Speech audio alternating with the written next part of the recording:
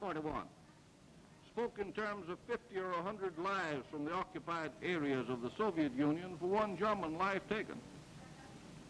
The order stated that it should be remembered that a human life in unsettled countries frequently counts for nothing, and a deterrent effect can be obtained only by unused.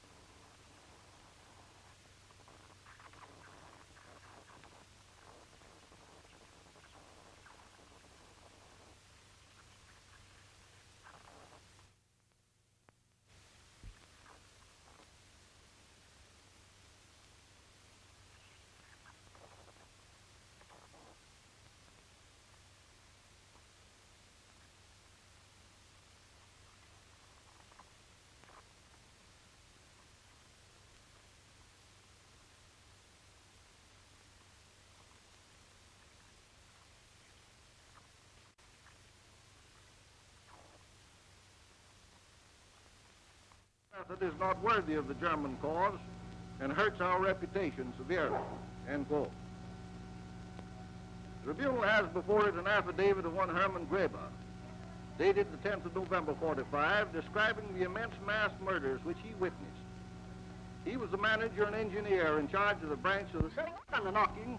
The SS men and militia broke the windows, forced the doors with beams and crowbars, and entered the dwelling. The owners were driven onto the street just as they were, regardless of whether they were dressed or whether they'd been in bed. Car after car was filled. Over it hung the screaming of women and children, the cracking of whips and rifle shots. Graebe then described our mass execution at Dubno, which he witnessed on the 5th of October 1942 was carried out. Quote, "Now we heard shots in quick succession. Without screaming or crying, these people undressed, stood around by families, kissed each other, said farewells, and waited for the command of another SS man who stood near the excavation, also with a whip in his hand. That moment, the SS man at the excavation called something to his colleague. Earlier, Frank had been directed to reduce the entire Polish economy to absolute minimum necessary for bare existence. The Poles shall be the slaves of the greater German world empire." End quote. January 1940, he recorded in his diary that, quote, "cheap labor must be removed from the general government by hundreds of thousands. This will hamper the native biological propagation," end quote.